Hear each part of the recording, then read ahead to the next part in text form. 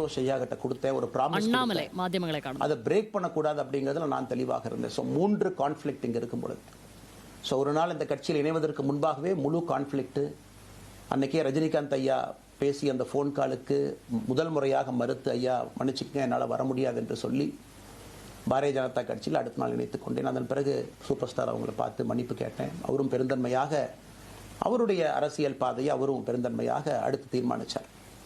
எதுக்கு இதை நான் சொல்கிறேன் அப்படின்னாங்க, சில யூகங்களுக்கெல்லாம் இன்று முற்றுப்புள்ளியை வைக்க வேண்டும் என்பதற்காக மட்டும்தான் இதை நான் சொல்கிறேங்க, வேறு எந்த காரணமும் கிடையாது. இன்றைக்கும் சூப்பர் ஸ்டார் அவர்கள் மீது பெரும் மதிப்பும் மரியாதையும் வைத்திருக்கக்கூடிய மனிதன் நான். அதே நேரத்தில் பாரதிய ஜனதா கட்சியை பொறுத்தவரை இந்த 6 ஆண்டு காலத்தில் எப்பொழுதும் ஒரு விஷயத்தை விட்டுக் கொடுத்தது கிடையாது. தமிழ்நாட்டினுடைய அடையாளத்தை விட்டுக் கொடுத்தது கிடையாது, மண்ணை விட்டுக் கொடுத்தது கிடையாது, கலாச்சார பாரம்பரியத்தை விட்டுக் கொடுத்தது கிடையாது, நம்முடைய நீரை விட்டுக் கொடுத்தது கிடையாது. நிறைய பேர் எங்கிட்ட கேட்பாங்க, குறிப்பாக இந்த பகுதி இந்தியாவில் வரும்பொழுது, அண்ணாமலை நீங்கள் தமிழனா இந்தியனா அப்படின்னு கேட்பாங்க. இது எனக்கு ஒரு பெரிய கான்ஃப்ளிக்டிங் கொடுக்கக்கூடிய ஒரு விஷயம். Are you Tamilian, are you an Indian அப்படின்னு. தமிழ்நாட்டில் என்னுடைய அப்பாவோ அம்மாவோ, என்னோட அம்மா தமிழ்நாட்டை தாண்டி வெளியே வந்ததே கிடையாதுங்க. தமிழ்நாட்டில் மட்டும்தான் இருந்திருக்கிறாங்க. என்னுடைய பாரம்பரியம் எல்லாமே. அப்பா ஒரு முறை தமிழ்நாட்டுக்கு வெளியே சின்ன வயசில் வந்துட்டு போயிருக்கிறாங்க. அங்கேயே ஆண்டு காலமாக இருந்து விவசாயம் செய்யக்கூடிய குடும்பம். எனக்கு முதல் வாய்ப்பு தமிழ்நாட்டை விட்டு வெளியே வந்து லக்னோவில் படிக்கிறதுக்கு, அதன் பிறகு டெல்லியில் இருப்பதற்கு, ஹைதராபாத்தில் 2 ஆண்டு காலம் ட்ரைனிங்கில் இருப்பதற்கு, அதன் பிறகு கர்நாடகாவில் 8-9 ஆண்டு காலம் ஐபிஎஸ் அதிகாரியாக பணி செய்வதற்கு. ஸோ இந்தியா முழுவதுமே கிட்டத்தட்ட அந்த 10-15 ஆண்டுகள் சுற்றிவிட்டேன். அதனால் நான் எப்போதுமே சொல்வேன், நான் ஒரு பெருமை மிகுந்த இந்தியன், ஒரு பாரம்பரிய தமிழன் என்கின்ற அடையாளத்தோடு எல்லாத்துக்கிட்டையுமே சொல்லுவேன். அது இந்த கான்ஃப்ளிக்ட் சில பேருக்கு ஒரு எட்டர்னல் கான்ஃப்ளிக்ட் ஆச்சு. இன்னைக்கு தமிழ்நாட்டினுடைய அரசியலும் கூட ஒரு பெருமை மிகுந்த தமிழனாக இருக்கணும் அப்படின்னா நான் ஒரு இந்தியன் என்று சொல்ல வேண்டிய அவசியம் இல்லை அப்படின்னு நிறைய கட்சிகள் அங்கே இருக்கிறாங்க. நான் எப்பொழுதுமே தொடர்ந்து சொல்லிக் கொண்டிருப்பது, இந்தியன் என்கின்ற அடையாளத்தோடு ஒரு பெருமை மிகுந்த தமிழனாகத்தான் எல்லா இடத்துலையும் இருக்கிறேன். அப்படித்தான் இந்த இயக்கத்திலும் இருக்கணும். நாம் ஆரம்பிக்கக்கூடிய இந்த இயக்கத்தில் உங்களோடு பயணம் செய்யணும். தமிழ்நாட்டினுடைய எந்த பிரச்சனையும் கூட முன்னிறுத்தி சமரசம் இல்லாத நம்முடைய தமிழ்நாட்டினுடைய வளர்ச்சியை நாம் எல்லோரும் கொண்டு போகணும். எத்தனையோ பிரச்சனைகள். நான் பாரதிய ஜனதா கட்சியில் இணைந்த பிறகு எல்லா தலைவர்களும் பெரும் ஒத்துழைப்பு தான். இருந்தும் தனியாக போகணும், உள்ளாட்சி தேர்தலில் தனியாக போகணும், தமிழ்நாட்டினுடைய அடையாளத்தோடு பாரதிய ஜனதா கட்சி இருக்கணும். தமிழ்நாட்டினுடைய அடையாளம் மிக முக்கியம் என்பதற்காகத்தான் அன்னைக்கு தலைவர் திரு ஜே.பி. நட்டா அவர்கள் நிறைய பேர்த்துக்கிட்ட பேசி நாம உள்ளாட்சி தேர்தல் தனியாக போகணும், அதே போல தான் லோக்சபா தனியாக போகணும். ஏதோ தனிப்பட்ட முறையில் எனக்கும் இன்னொரு கட்சிக்கும் பிரச்சனை இல்லைங்க.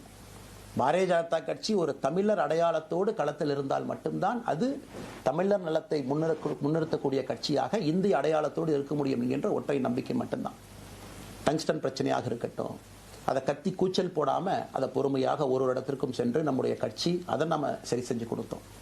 மீத்தேன் ஹைட்ரோ கார்பன் திட்டமாக இருக்கட்டும், நிலக்கரி சுரங்கம் திட்டமாக இருக்கட்டும், எதாக இருந்தாலும் கூட, ஏன் மேகதாத்து அணையில் இன்னைக்கு கர்நாடகாவில் எப்படி டி.கே. சிவகுமார் அவர்கள் சொல்கிறார்களோ, அன்னைக்கு நாங்கள் அணை கட்டியே தீர்வோம் என்று சொன்ன பொழுது தமிழ்நாட்டினுடைய பாரதிய ஜனதா கட்சி கர்நாடகாவில் ஆட்சியில் இருந்த நம்முடைய பாரதிய ஜனதா கட்சியை அன்னைக்கு எதிர்த்து நாம உண்ணாவிரதம் தஞ்சாவூரில் இருந்தோம். எப்பொழுதும் எந்த உரிமையும் விட்டுக் கொடுக்கல. அதே நேரத்தில் அந்த கான்ஃப்ளிக்டை பொறுத்த வரைக்கும் கத்தி கூச்சல் போட வேண்டும் என்கின்ற அவசியம் இல்லை. பொறுமையாக பாந்தவியமாக பேசி நம்ம உரிமையை விட்டு கொடுக்காம செயலாற்ற முடியும் என்பதை ஒரு நாளும் கூட எனக்கு கிடைத்த பொறுப்புகளில் உங்களுக்கு நான் அதை காட்டிக்கிட்டே தான் வந்திருக்கேன்.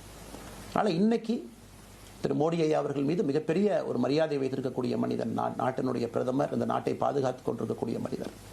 ஆனால் ஒரு லெவல் வரும் பொழுதுங்க, இந்த சின்ன சின்ன பிரச்சனைகள் அப்படியே சேர்ந்து வரும் பொழுது தொடர்ந்து நாமும் அவர்களுக்கு பிரச்சனையாக இருக்கக்கூடாது. ஒரு பிரச்சனையை எடுத்துட்டு போய் இங்கே பாருங்க இந்த பிரச்சனை, இந்த பாருங்க இந்த பிரச்சனை, இந்த பாருங்க அந்த பிரச்சனை, ஒரு அளவுக்கு தான் இங்கே நம்ம சொல்ல முடியும். அதனால தான் பொறுமையாக பாரதிய ஜனதா கட்சியினுடைய முக்கிய தலைவர்களை பார்த்து மிக பொறுமையாக, இது இன்னைக்கு கான்வர்சேஷன் 3 நாளாக நடக்கலைங்க. இதை கிட்டத்தட்ட நான் 1 ஆண்டு காலமாக பாரதிய ஜனதா கட்சியினுடைய தலைவர்கள்ட்ட சொல்கிறேன். 18 மாதங்களாக எனக்கு இருக்கக்கூடிய கருத்து வேறுபாடுகளை மிக பொறுமையாக, வெளியில் கத்தி கூச்சல் போடாமல் மிக பொறுமையாக 18 மாதங்களாக எல்லா இடத்துலையும் சொல்லிக்கிட்டே வர்றேன். டிசம்பர் 4ஆம் தேதி பாரதிய ஜனதா கட்சிக்கு சொன்னேன், நான் கட்சியிலிருந்து வெளியே செல்ல இருக்கின்றேன், இன்றைக்கே உங்களை நான் தயார்படுத்த விரும்புகிறேன். அதனால் நீங்கள் நாளைக்கு நான் எடுத்தோம் கவுத்தன் ஒரு முடிவெடுப்பதாக நீங்கள் நினைக்கக்கூடாது. டிசம்பர் 4, 2024 25 பாரதிய ஜனதா கட்சிக்கு சொல்லியிருந்தேன்.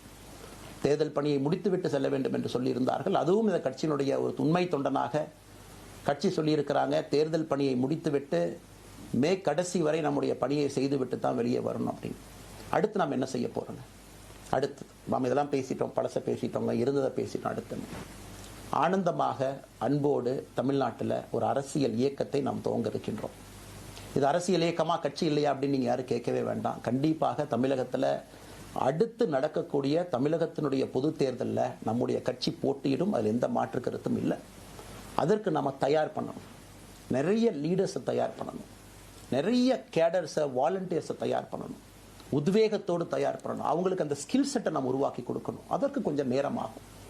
நாம் அது ஒரு இயக்கமாக ஆரம்பித்து நிறைய மனிதர்களை உள்ளே கொண்டு வந்து அவர்களுக்கு சில இடத்துல அரசியலை சொல்லிக் கொடுத்து எல்லா தரப்பட்ட மனிதர்களையும் உள்ளே கொண்டு வந்து, ஏன்னா பாரதிய ஜனதா கட்சியினுடைய தலைவராக பொறுப்பேற்ற பிறகு நான் முதல்ல போய் ஆசீர்வாதம் யார்கிட்ட வாங்கினாங்க, சமீபத்தில் மறைந்த நல்ல கண்ணையாகிட்ட தான்.